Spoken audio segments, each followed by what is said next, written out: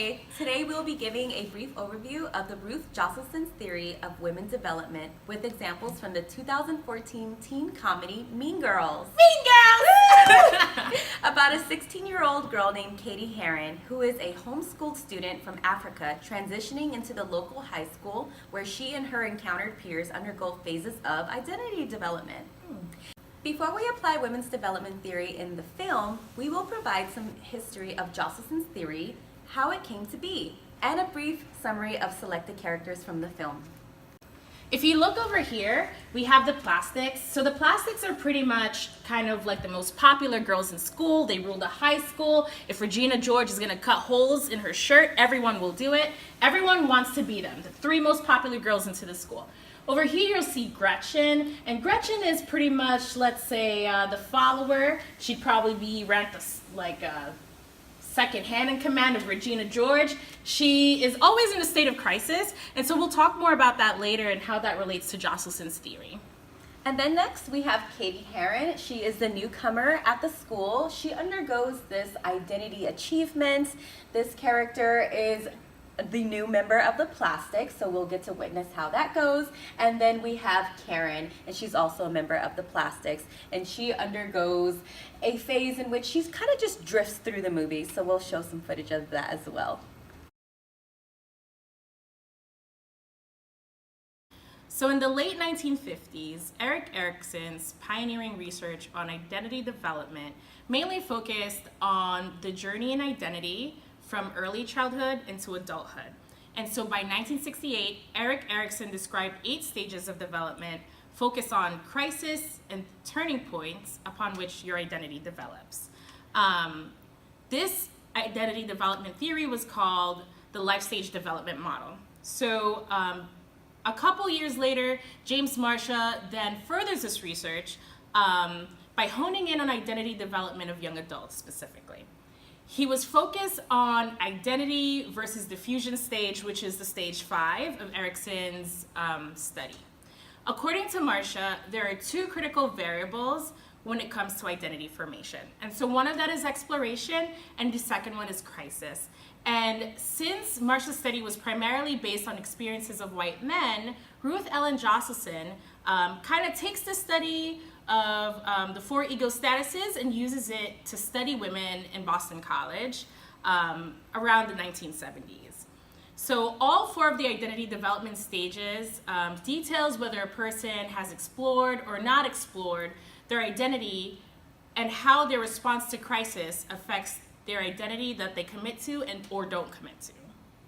If we look at this chart, we can see these 4 groups as illustrated by Marcia and Josselson. Let's take a look. On the x-axis, you will see exploration versus no exploration. Exploration can begin with excitement, curiosity, but as pressures mount, fear and anxiety may prompt the need to reach a resolution. On the y-axis, you will see that the variable of commitment versus no commitment. Commitment in this context refers to attaching ownership to pronounced choices, values, and goals. Okay, so let's go ahead and take a look at Marcia and Josselson's side-by-side theories and a difference in wording. When we're looking at commitment and exploration, we have identity achievements, pavers of the way, path makers for Josselson. When we're looking at no commitment and search/exploration, we have moratoriums, daughters of the crisis, searchers for Josselson. Looking at commitment and no search, we have foreclosures, purveyors of heritage, guardians for Josselson. When we're looking at no commitment and search/exploration, we have moratoriums, daughters of the crisis, searchers for Josselson. And when we have no commitment and no search/exploration, we have diffusion. We have identity diffusions, lost and sometimes found /drifters for Josselson. Now we're going to go into a little bit more detail as far as the 4 groups. First, we're going to start with diffusion. Katie, she's not pretty. I mean, that sounds bad, but whatever. The spring fling queen is always pretty. I mean, the crazy thing is that it should be Karen, but people forget about her because she's such a slut. Anyway, I gotta go. I'm going to bed. Well, she's not mad at you. Hold on. Are you okay?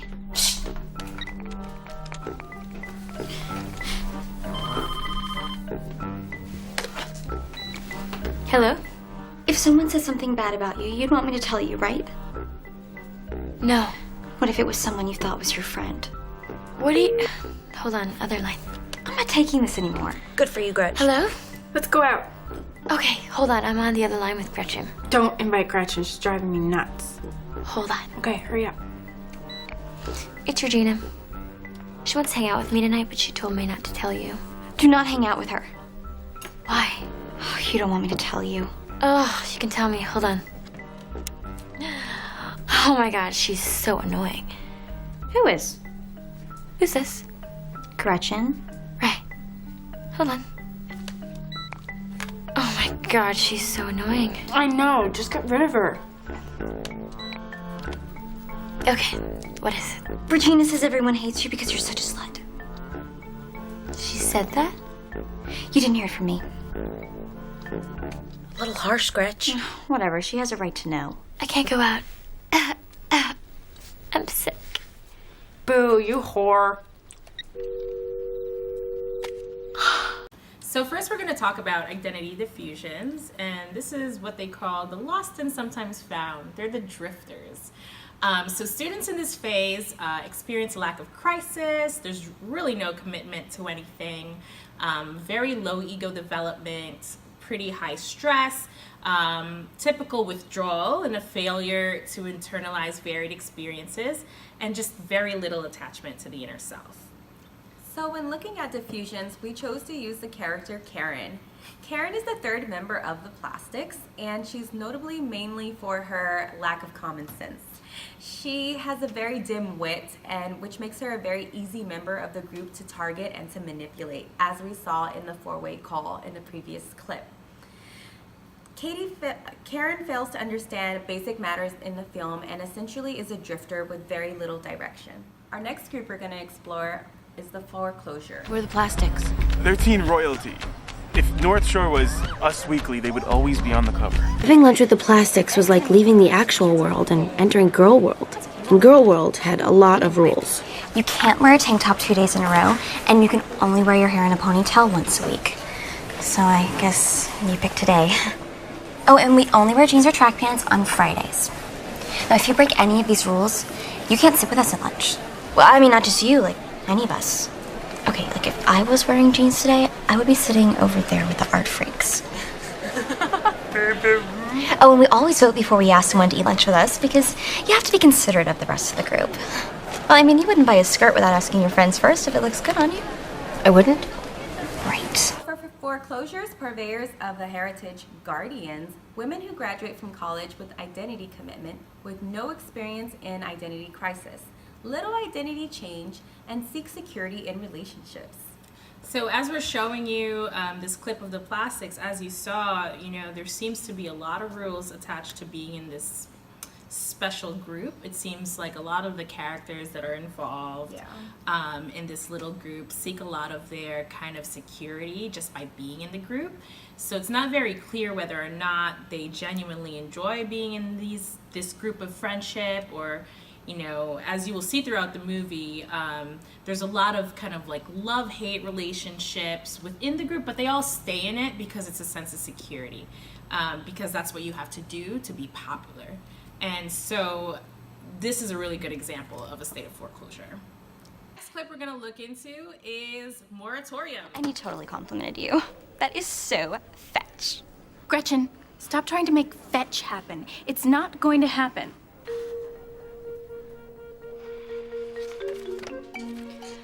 Why should Caesar get to stomp around like a giant while the rest of us try not to get smushed under his big feet? What's so great about Caesar? Brutus is just as cute as Caesar. Okay, Brutus is just as smart as Caesar. People totally like Brutus just as much as they like Caesar. And when did it become okay for one person to be the boss of everybody, huh? Because that's not what Rome is about. We should totally just stab Caesar! Gretchen Wiener's had cracked.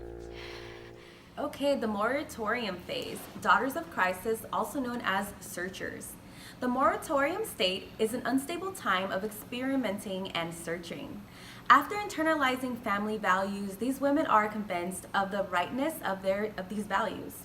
But upon learning of other legitimate ways of being, they are pulled into a tailspin. Many who remain in moratorium at the end of college are caught in identity conflict and need additional time beyond college to resolve the conflict by continuing to search, regressing to a previously prescribed self-identity, or moving to identity achievement. So in this clip, you see kind of the breakdown in Gretchen, right? Gretchen is now in a space of intense crisis, and she feels like she's going to make a decision whether or not she wants to be part of this girl group. And in this stage, you know, she knows that she no longer really belongs in this group because the head of the group doesn't really want her to be in it. But at the same time, so much of her identity has been built upon being part of the plastics. And so, you know, this is absolutely a really prime example in the movie of where moratorium takes place, because this is where she is in the process of kind of committing into seeing her way out of the group. And next up, we have identity achievement. Gretchen and Karen followed me around all afternoon. So, what are we doing this weekend? Yeah, what are we doing? Oh, I have to go to Madison with my parents. What? We have tickets for this thing. What? Was I the new queen bee? So identity achievement, or pavers of the way, are what Josselson refers to as the path makers. Students in this group tend to break their psychological ties to childhood and form separate, distinct identities. They reorganize their sense of self and identity and commit to who they are in relation to others. And they decide whether or not they would contribute to other people's lives. Applying this group to the Mean Girls scene we just got done watching, we can see that Katie is now transitioning from her former self, which is a newcomer to this high school. She was previously homeschooled, into this new member in high school now that carries a lot of weight. She's the main plastic in the plastics group, and she feels as if this is an accomplishment. And then we can also see in this following scene that Katie undergoes the process all over again when it comes to her identity development. She then transitions from being a plastic to back to her essential self. Let's go ahead and take a look at that clip. To all the people whose feelings that got hurt by the burn book, I'm really sorry.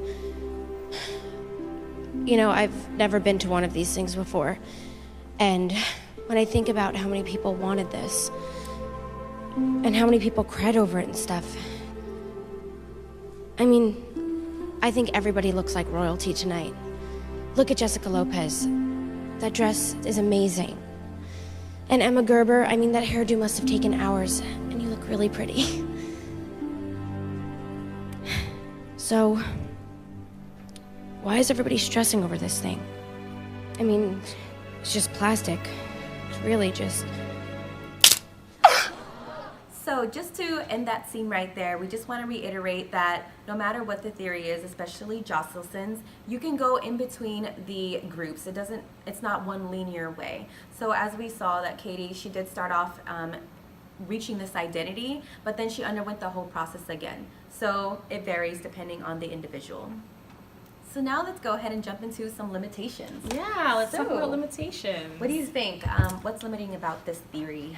I think that, you know, most of Josselson's research was performed on Boston College's campus. Primarily white women were involved in this study. So it doesn't really account for people of various race, gender. They were also presumably cisgendered women because at this point in the research there's not a lot of room for intersectionality at this point in time. But this research was truly kind of a path maker in the field. I mean, it's the first study that was groundbreaking. Yeah, groundbreaking. Focusing on women. First one for women. And so, yeah, so I think Ruth Ellen Josselson definitely made, you know, some sort of trailblazing in that way. Absolutely. And then for those of you who are looking into student affairs practitioner work, it's also important to know that not all students respond to the same crisis in the same way. In some ways, it may be significant in a student's life, in other ways, insignificant. Mm-hmm. So know that these students may respond differently is very important in our work. Very good. All right. Let us know what you guys think. Yeah, we hope that this helps you in your journey in learning more about student development theories. Don't forget to press the subscribe button.